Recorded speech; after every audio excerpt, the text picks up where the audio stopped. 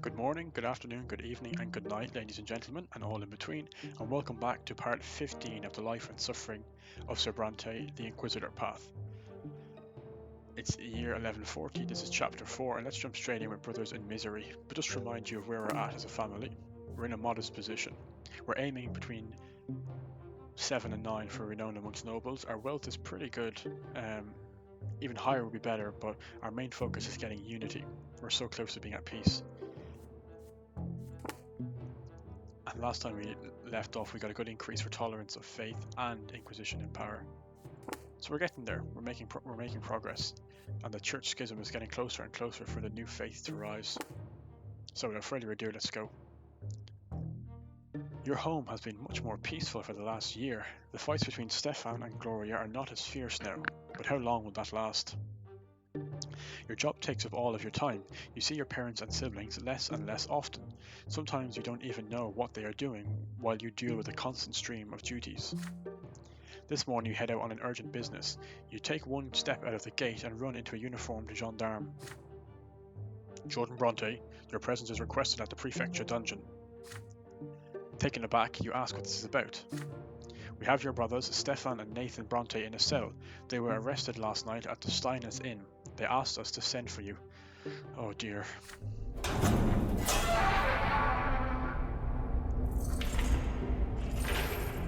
The cells in the prefecture dungeon are cold and damp. The guard leads you to the bars, and behind them you see Nathan huddled in the corner. Your younger brother is unshaven, more dishevelled than usual and reeking of wine and filth. Near the cell you see Stefan grimly sitting in a chair. You guess that the gendarmes thought it was best not to put him in the same cell as his low-born brother. Upon seeing you, Nathan lets out a whimper, and Stefan cracks a bitter smile. The sheath on your brother's belt is empty. There you are at last, Jordan. Have a look at our younger brother. Yesterday he got drunk in the company of some dubious fellows. They're commoners, yet they dared to surrender to pleasure. They started a brawl and wrecked the inn and harassed the waitresses. As soon as I heard, I rushed to save this drunkard from shame. Nathan cowers into the corner, horror-struck. I walked in and demanded that Nathan come with me, but his cronies wouldn't let him go. That's not true. They just grabbed me by the collar and dragged me after you. You nearly suffocated me. Shut your mouth, cur. So, brother, they seem to have some sort of sect. They all shout defamations against the twin gods, and one of them grabbed me by the arm. I was forced to skewer this heretic with my sword. I hope a lesser death will teach him next never to lay his filthy paws on a nobleman. He was just trying to talk to you, Stefan. Silence. Then the gendarmes barged in, and here we are. I've been accused of an unlawful murder. Apparently the new laws allow killing a commoner only if he attacks first or wields a weapon. They say that in the event of an insult I'm supposed to file a complaint with the prefecture. So now they're going to seize my sword for a whole year. What a shame. That's all your fault, Nathan. Stefan gives the bars a furious kick. Nathan covers his face with his hands in despair. Jordan, brother, you are our only hope. Only one of them is open. Get me my sword back and get us out of here, and fast. We have to bury the sordid affair as deep as we can before anyone finds out, to save our family from shame. For God's sake, lads, I'm struggling here to get our family up to being a noble by the sword, and this is going to set us back even more. So we can refuse to help. Reputation goes down 2, Nathan and Stefan go down 2, and willpower increases. We can ask Father for help. Reputation goes down, and unity goes down. Manipulation goes up, Nathan and Stefan go up, or we can take them to the Inquisition, which will bring the Inquisition's power down, scheming up, and Nathan and Stefan up. That's the only option we can do, really. Thankfully, the Inquisition's power is strong enough for that, but it's going to cost us. You arrange for the case to be entrusted to you as an Inquisitor and free your brothers. We have to. We can't afford reputation and unity to go down. Disastrous, though. It's just ridiculous at this stage. You produce your Inquisitor's medallion and show it to the gendarmes. Your brother's case involves heresy, you explain. Hence, it must be transferred to the Inquisition without delay. But Inquisitor Brante, we saw Sir Stefan run that man through right before our eyes. The law says... You glare at the gendarme captain. Is Linard questioning your authority, or does he wish to compel the Inquisition to take a closer look at all the prefecture's cases? Distraught, the gendarme nods obediently and unlocks the cell. The elder brother takes the younger by the scruff of the neck and pulls him to the door. Nathan staggers and shuffles along limply. You march after them, Stefan's sword in your hands. Your brothers are free again. Stefan sheaths his sword reverentially. I knew I could count on you, Jordan. Not even a priest's robes could make you forget that our family's honour is always paramount. You're lucky, lads. That's a dangerous one. We could have lost unity and reputation, but thankfully it's just the Inquisition's power. But we need it to be... yeah, anyway. With a grim air, you agree. In order to rectify the situation, you had to take advantage of your office. Sooner or later, the city's clerics will become aware of it. Your abuse of power will inevitably harm the Inquisition's authority. Back home, Stefan starts lecturing Nathan.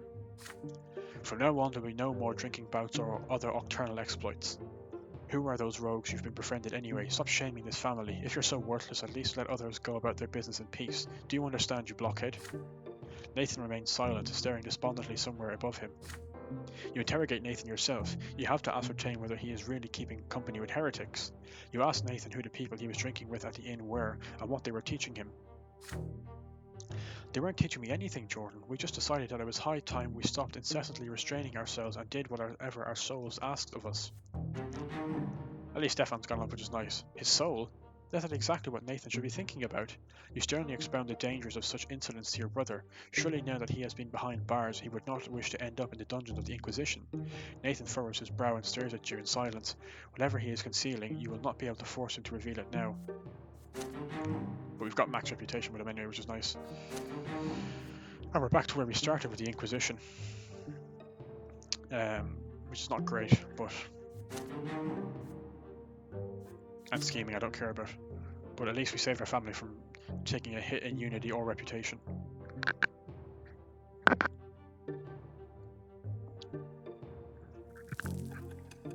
And we move on a bit more through peacetime.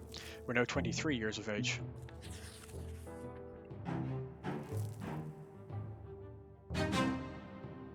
The principle of the will.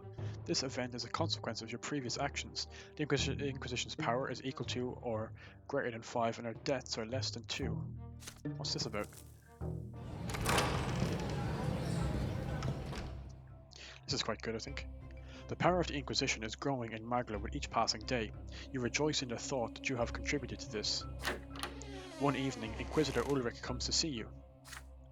Good evening, Inquisitor Jordan. Tomorrow morning I'm going on a little pilgrimage to one of the most ancient temples of the twins, not far from Anisot. I would like you to accompany me. You meet Ulrich by the east gate at first light. Your mentor carries a pack of torches behind his back. He hands you a heavy bag of water and supplies. Let's go. It's a long way. If we want to make it back before dark, we should hurry. And so begins your journey deep into the desert. After Anisot disappears completely behind the dunes, you feel utterly lost, where Ulrich still marches on confidently, never slowing down despite the increasing heat. When the sun reaches its zenith, walking becomes an impossible task. Your throat is dry, the hot air burning you on the inside with every breath you take. Ulrich climbs up one last dune and points at a small cliff, standing tall amid the sand. This is it. Completely worn out by the heat, you trudge behind your mentor. He leads you toward a small entrance to a cave and hands you one of the torches. It will be dark inside. The cave runs deep underground. Part of it is buried in sand. Trying not to fall behind, you examine your surroundings as you walk. The walls are covered with pictures that look very ancient. The further down you go, the more images there are. After some pictures of creatures unknown to you, you see those of Arcanians, humans, and La Tari. What is this place? Which eras and events are depicted in these murals? Eventually the corridor ends. You enter a temple. It is a spacious cavern. The natural walls of the cave have been smoothed down and decorated with intricate paintings. The largest image depicts two familiar figures, the elder and the younger. Behind them, protected by the gods, you see humans and Arcanians. Other nations and false gods burn at their feet. The younger smites his enemies with a sword, enforcing the law. The elder casts a sorrowful glance to the side. He denies his love to those who refuse to accept him. You are startled by Ulrich's voice behind you. His words echo throughout the cave. Tell me, Jordan, which aspect of the twins stands above the others? You turn to your mentor, trying to comprehend the question. Without waiting for an answer, Ulrich continues. Isatheus chose the law as the foundation of his teachings. It was on this basis that he constructed the theory of the lots, and now underpins our blessed Arcanian Empire. The new believers see love as the source of all existence and place it above the law, but the truth is that both law and love are created by the will, as is everything in this world.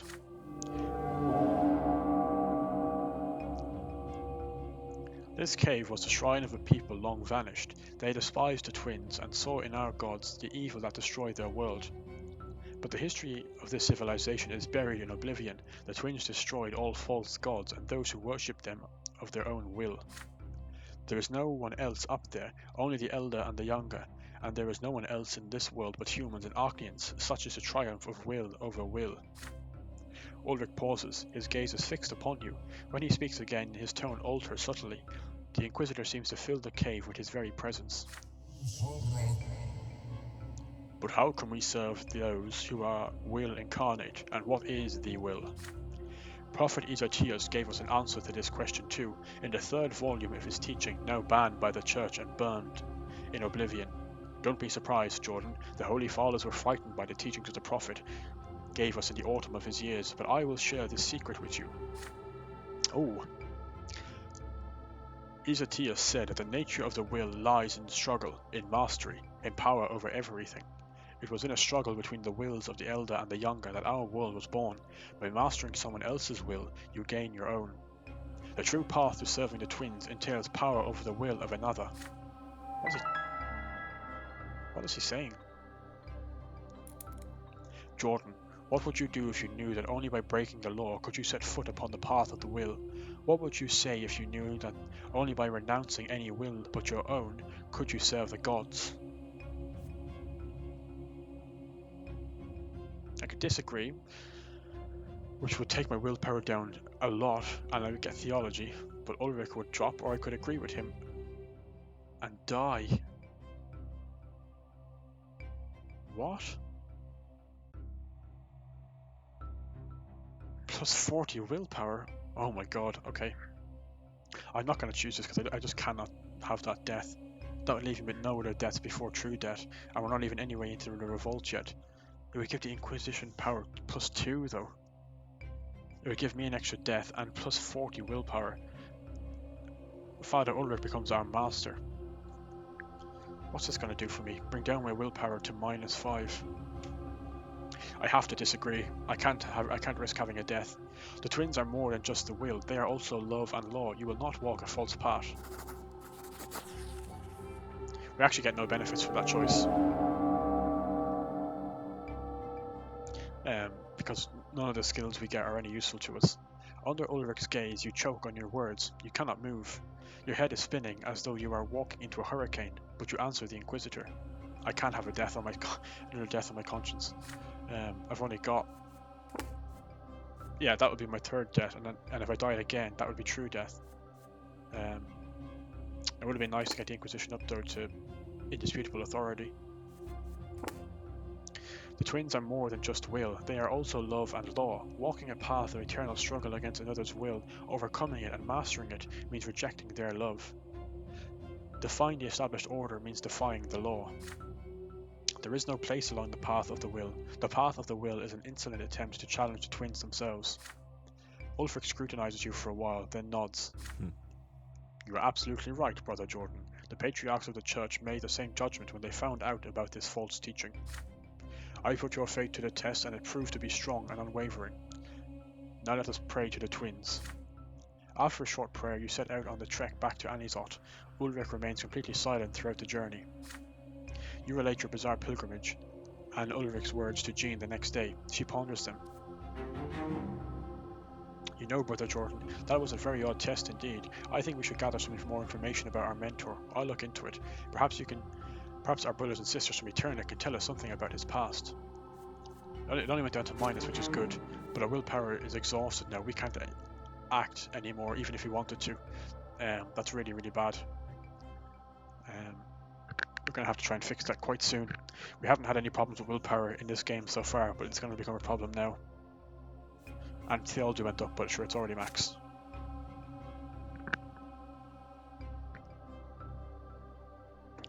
It's probably going to require sitting out a decision that's going to be quite painful.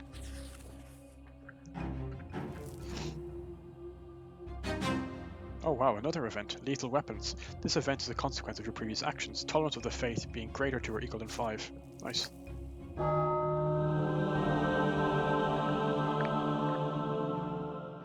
With each passing year, more and more priests and laymen are becoming adherents of the new faith. The sermons of Abbot Leonard and his supporters are resonating with people.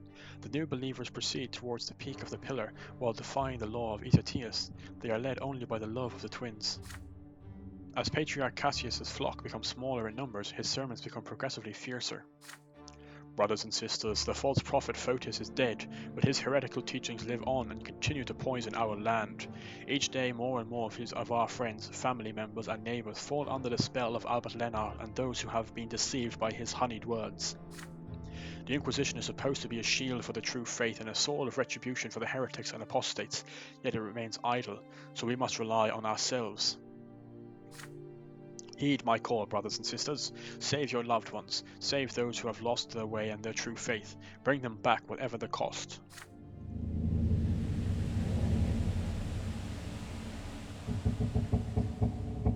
The leaves of the silver tree rustle smoothly, soothingly. You try to breathe deep and evenly, taking control of your emotions, but as soon as you open your eyes, your stomach turns. The temple of the silver tree reeks of death.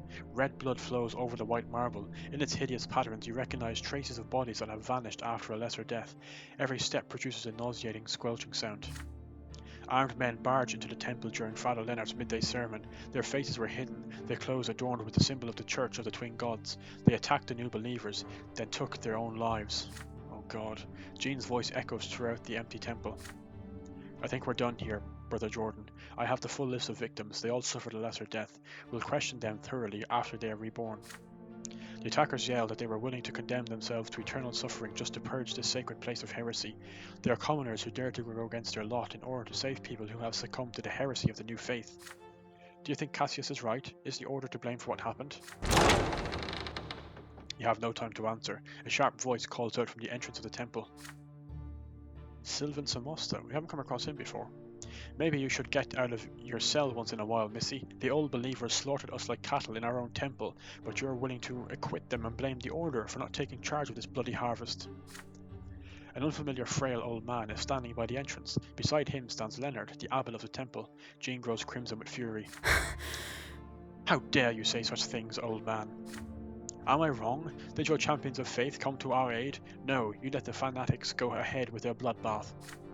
Calm down, Sylvan, I implore you. This is just your anger and bitterness talking. Sister Jean, pray forgive this man for his harsh words. He is full of sorrow and grief. It is understandable. Jean heads for the exit without saying a word. You are about to follow her, but Father Leonard stops you at the threshold. Inquisitor Jordan, might I ask you to stay for a moment? Jean leaves. The three of you are alone in the temple. You, Leonard, and the strange old man. Let me introduce my old friend, Sylvan Samosta. Sylvan, this is Inquisitor Jordan. Sylvan examines you with distinct distrust. His eyes rest on your Inquisitor's medallion. Why should we trust him, Leonard? He's a bloody thirsty fanatic, like all the other Inquisitors. I don't think we should. Stop, Sylvan. Inquisitor Jordan is not our enemy. Can't you trust one person? He does not wish us ill. I can vouch for him. All right, the twins whisper in my ear that you may be right. You ask the abbot about what he wanted to discuss with you. Instead of Leonard, the old man speaks to you. He points out the signs of the recent massacre. Have a good look around, Inquisitor. We're being killed in our own temple, but we can't defend ourselves. If something like this happened in a temple of the old faith, the city would be teeming with furious nobles, gendarmes and legion soldiers. But now, everyone is silent, and the Patriarch keeps siccing his fanatics on us. The Patriarch? Does Samosta have any proof of his involvement in the attack? Is there any proof that he wasn't involved? The oaf is simply horrified by the prospect of Leonard becoming Patriarch. He feels threatened. He wants to intimidate us or destroy us. We have to remember, I have no fucking willpower for these decisions. Leonard puts a comforting hand on the old man's shoulder. Sylvan shakes it off with irritation.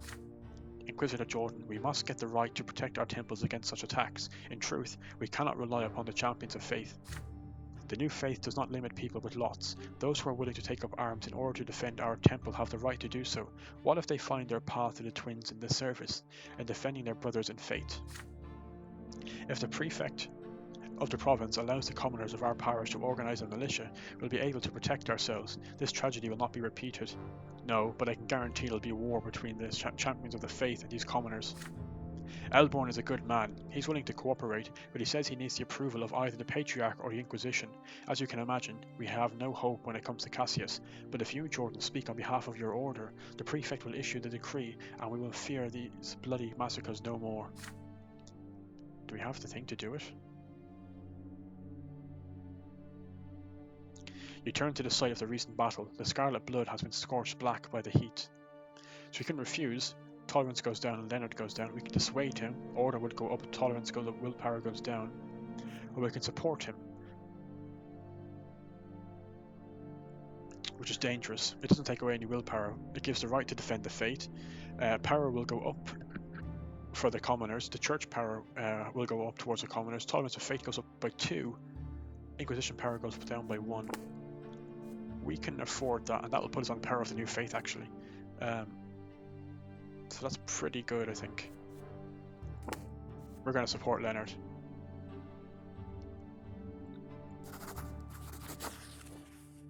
I'm glad I could do that. Fine. You will speak on behalf of the Order and aid the new believers in organising their own militia in order to protect the temples. Sylvan grins. Leonard lets out a sigh of relief. All right, Leonard, you are right. Inquisitor Jordan is a fine young man. Samosta unceremoniously pats you on the back. Leonard tips his staff on the ground in indignation. Sylvan, show some respect, you old fool. Thank you, Inquisitor. You have done a good deed. Your decision will save many lives. I hope so. Unbeknownst to Jean and Ulrich, you write a lengthy letter to Augustin Elborn. The Inquisition will allow the prefect to grant commoners of the new faith the right to defend the temples of the twins.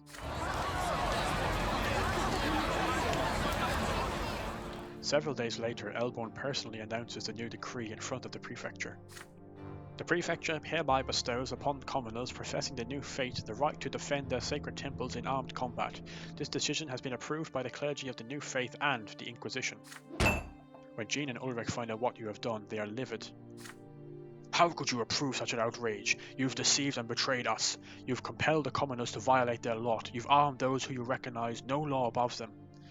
If even true believers have resorted to bloodshed, what is there to stop those apostates? Not only have you led these people astray and doomed them to endless suffering at the foot of the pillar, you've damned yourself as well. Squads of new believers now guard all the temples in which the teachings of Photis are preached. The old faith fanatics make a few more attempts to attack them, but the new faith militia led by Sylvan Samosta prevents any bloodshed. I don't care about Father Ulrich, although I have a feeling he might end up killing me soon. The cost may have been high, but the new believers can now perform their services without fear of armed reprisals. Jean's in negatives now, which is dangerous. The people I work with go negative. The struggle for power increases further to the commoners. They're only 2 away from the commoners being in power, which is quite interesting actually. And the church is moving closer to the new faith. The power of the new faith has passed the tolerance of faith, which is great. It means we can put Cassius on trial, assuming we don't lose lower than 7, and the order is weakening, which can't be helped, unfortunately.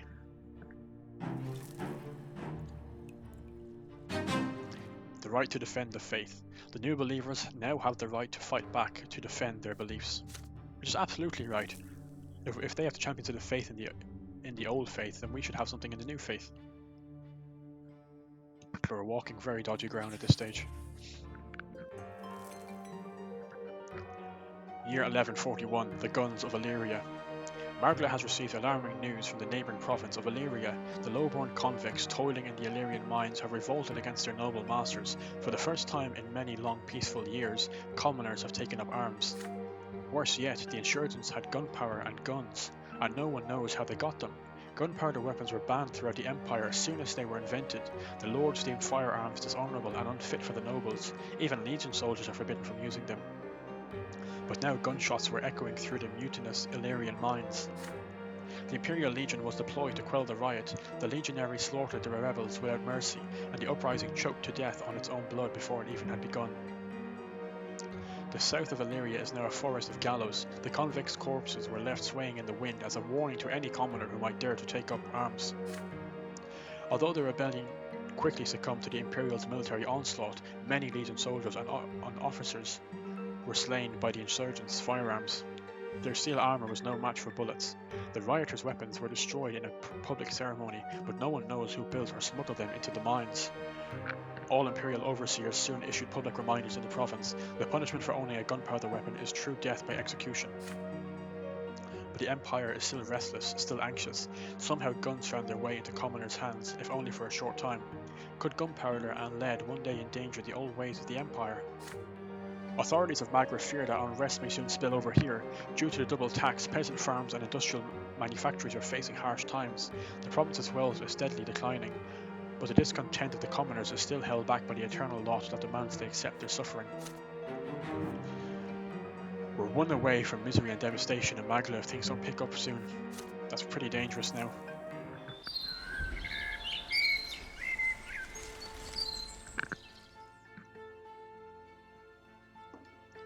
I just want to text something.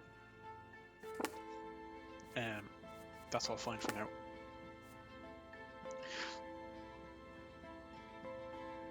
Yeah, we need to get it to 8 for the Cassius point. Yeah. Well, actually, it says 7 to 9, so we're doing quite well. We just haven't got the evidence yet.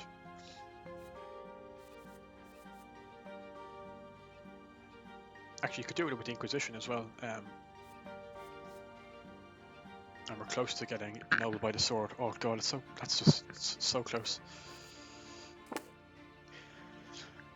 Year 1141, Chapter 4, Miracles and Wonders. You have not yet had any serious cases since the investigation of Father Leonard's print shop and the La Tari Society. The only matter that currently warrants the Inquisition's presence in the province is the ongoing struggle between the old faith and the new. Did Abbot Leonard lie to you about Patriarch Cassius's heresy? There's a knock at the door. Father Ulrich has left the province for now, so all petitioners are coming to you. You set your thoughts aside and focus your gaze on the visitor. A middle-aged nobleman enters your office. His jacket is decorated with large sewn-on beads. He states his name, Carl El Capo, and claims to have run afoul of magic. Sir El Capo owns a village by the name of Gracinia. The harvests there are abundant and all plants and trees take root with amazing success. The villagers claim it is a blessing from the twins, but Sir El Capo thinks differently. The nobleman claims that Sister Ariadella, the village priestess, is a witch. People have seen plants and trees blossom and bear fruit at her touch, here in barren Magla with its lifeless soil. A pious man, Sir El Capo, does not want to shelter a witch who corrupts his property with her ungodly sorcery and feeds its cursed fruit to its men. You carefully write down the nobleman's every word, then leave for Gracinia at once, escorted by a squad of champions. I don't see it on the map. No. I'd like to just check the map and get information about somewhere before we go there. Even from the high road, the village is striking. The trees, the grass, the flower beds, it's all green. Only nobles can afford such luxury in Anizot, and they import fertile soil from their gardens at great expense. You grew up among greenery, but your family garden had nothing this green and lush.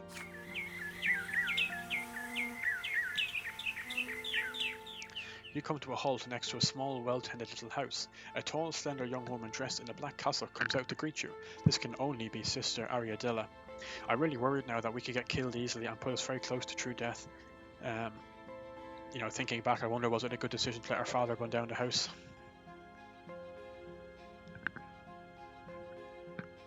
Probably not, given how much theology and eloquence has gone up as well.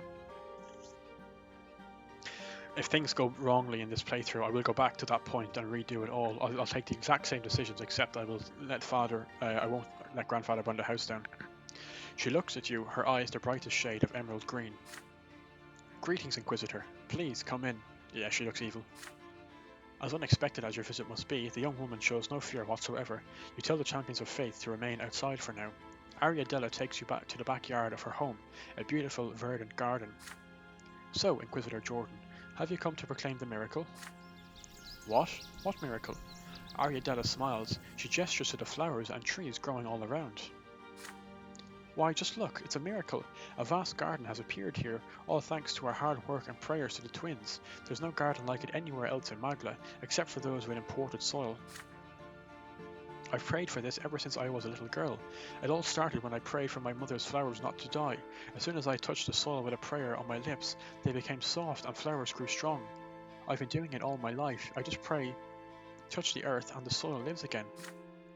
Oh, she might not even know she has magic, the poor girl. This is why I became a priest. I wanted to use my gift from the twins for the good of the people. I went to Patriarch Cassius and he guided me towards the priestly lot and sent me back home to Grassania, and now our life here has become truly wondrous, thank the twins. I knew you'd come, I just knew it. Who else should proclaim this miracle from the twins if not the Inquisition? Ariadella whispers a prayer to the heavens and touches a great stalk. It responds to her touch with a little bud. A moment later, a beautiful flower unfurls to greet you. The girl turns to you. There is a great expectation in her eyes and sparks of verdant green. You try your best to let her down gently. This wonder is different from the miracles worked by the twins. In fact, it is the opposite. The young woman's power comes from heretical magic, a distortion of the law of creation and an act abhorrent to the twins. The priestess's face expresses confusion, then terror. How can you say such a thing? My power comes from the twins, I know it. I serve them. I bring their blessing into this world. I was guided to the priestly lot by Patriarch Cassius himself. He couldn't have been mistaken. He'd never lied to me like that. You are not yet ready to say why the Patriarch would do this, but as for Ariadella herself, she must be collared and sent to the House of Humility, where all witches and mages of the Empire belong. There she will be stripped of her lot and her free will, to serve the Empire and its people as an instrument of the Church. Oh god, she's gonna kill us. The priestess is shocked. She cannot move. Tears begin to stream down her cheeks. No, you can't do this. How? Nothing will grow in Grassania without me. This village, it will die, and my entire garden along with it.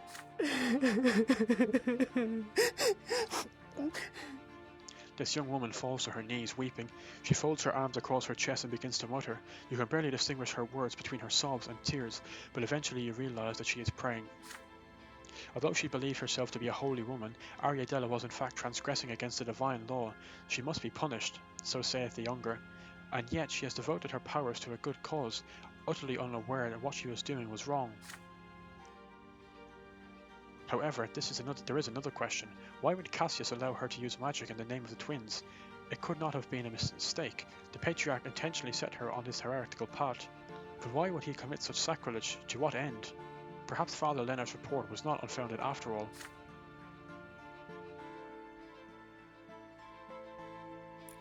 Oh god. I can't save her and I can't subdue her. The time for pondering is at an end. You must act. Ariadella's fate is in your hands. So if we could have saved her... Oh, Inquisition power would have went down, but wealth would have went up. That's quite interesting. We can't do that because I don't have scheming. Or Alice alive. That's interesting. I can have her executed, which has tolerance down, reputation goes up. But the tolerance goes down. We could subdue her, which is Inquisition up, tolerance down, eloquence up. Or we can proclaim it as a miracle,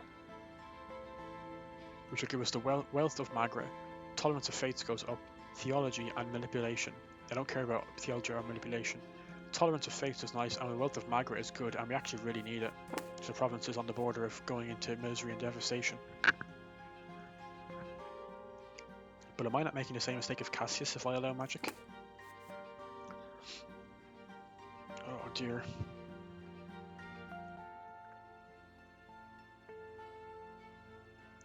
Like, we're so close to having the correct tolerance of fate. Can we afford it for reputation? I mean, 6 reputation would be great. That would put us... or we'd stay where we are for now, but still. It needs to be 8, doesn't it, for it to be... Yeah. I'm kind of leaning having her executed.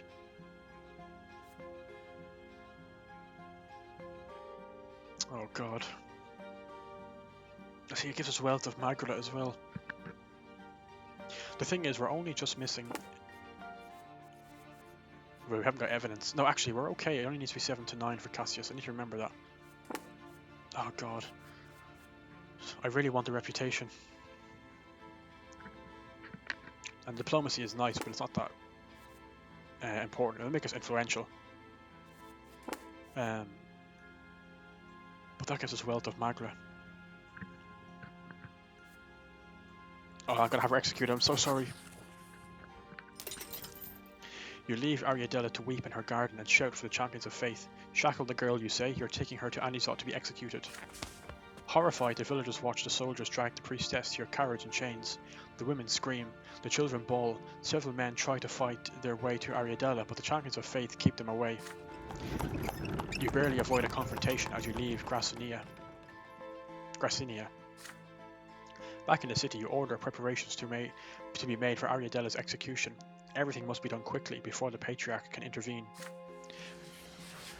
Later that night in the square by the Inquisition ward, the people of Anisot begin to gather. They say nothing. They are here to watch the ritual purging of corruption from this land. The young woman is bound to a wooden stake and surrounded by kindling. I'm okay with this because, we did do the same with Alice, where we're at least being consistent with magic not being allowed. In a loud voice you proclaim the sentence, "The witch Ariadella shall undergo the ritual of purifying flame. May it cleanse this land of her abhorrent magic." The flames glow reluctantly. The wood produces smoke rather than fire. You close your eyes and begin to recite a prayer. The champions of faith join you, and soon everyone in the square is chanting. Glory be to the Yanga, defender of the world and the shining pillar. Glory be to the law he has bestowed upon us. Glory be to the order he protects. May he bless our deeds. May he preserve us from corruption and lawlessness. May his strength abide with us.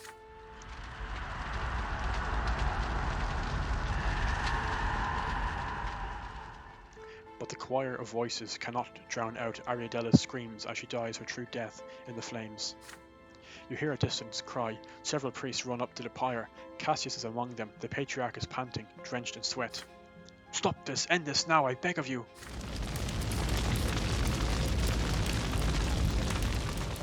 Why would he care so much for a lowly priest? Maybe it's his daughter or something. Is it too late? Ariadella screams no longer. Her body limp on the wooden stake, consumed by the blaze. By the light of the dancing flames, you swear you see tears in the Patriarch's eyes. One of the priests puts an arm on Cassius' shoulder. "We should leave, Cassius. There's nothing else we can do." The Patriarch leaves the square, his head bowed. The crowd disperses. The fire dies down. Sir El Capo returns the next morning. He has come to thank you. The Inquisition reacted so quickly to his report. He is impressed by your resolve in dealing with this evil. At first he had feared that the woman's comely appearance might cloud your judgment. You were indifferent to the nobleman's flattery. You made this decision for the sake of the twins, to cleanse the world of the taint of magic. A human life was a small price to pay for such a lofty goal. So it's a shame that fell down, but I think we'll have more opportunities to get it to 7 or 9, which is good. Our family goes up, which is great. We're only 2 away now from being ennobled by the sword. And we're now influential with diplomacy, which is quite nice.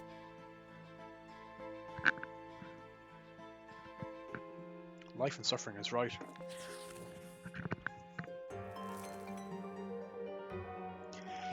Year 1141, the procession unto the tree. A holy day is coming, a day when the Empire thanks the twins for the silver tree, the sign they left behind as a reminder of their eternal presence in this world. This momentous occasion is especially important for Anisot, but the clergy cannot agree on how best to celebrate it. Father Leonard has called for all worshippers of the twins to approach the Temple of the Silver Tree and kneel before the sacred relic. But the old clergy balks at the idea of Leonard and the new believers leading the ritual. The day has come. An immense crowd is moving in a procession toward the temple near the Silver Tree, where Father Leonard awaits. But an inquisitor by the name of Jean stands in their way. She strikes a defiant pose. Confronted by a member of the Holy Order of the Inquisition, the procession reluctantly stops. People, turn back. Those who attend Leonard's rite will succumb to the new faith. Those who reject the lot will defy the divine design. You are about to bring the wrath of the gods down upon all of us. Open your eyes, go back to your homes and pray to the twins. The procession wants to move, but the people are confused, until Father Leonard himself walks out of the temple to meet Jean face to face. People of Anisot, no one has the right to deny you the sacred ritual of worshipping at the tree, not even the Inquisition. Is such a denial not more likely to provoke the wrath of the twins? The Inquisition must know the new faith does not seek to challenge or defy the twins. We are merely trying to correct the mistakes of those who came before us. We do not anger the twins, we merely vex those who refuse to accept the dawn of a new age. Jean finds herself between a rock and a hard place. Seeing that she has no other choice, she lets the procession pass. The new faith's numbers have swelled of late, it cannot be stopped now. That's good for us, although the church is exactly on a borderline now of schism.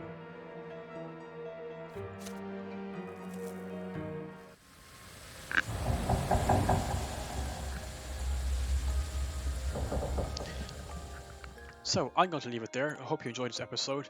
Let me know how you think the decisions are going. Would you have chosen differently? Where do you think the story is going to end up? And how is it all going to be resolved? So I will see you in the next episode. Take care and have a good day.